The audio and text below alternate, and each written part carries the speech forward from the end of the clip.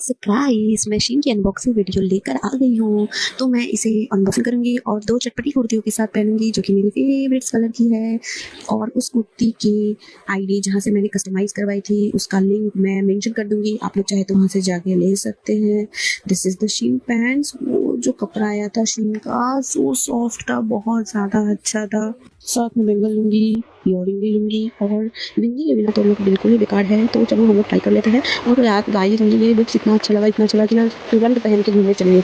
सोचा कि चलो बाहर जाके लुक दिखा के आती हूँ थोड़ा, तो घूमने चली गई थी। वो वीडियो मैं लास्ट में ऐड करूँगी आपकी।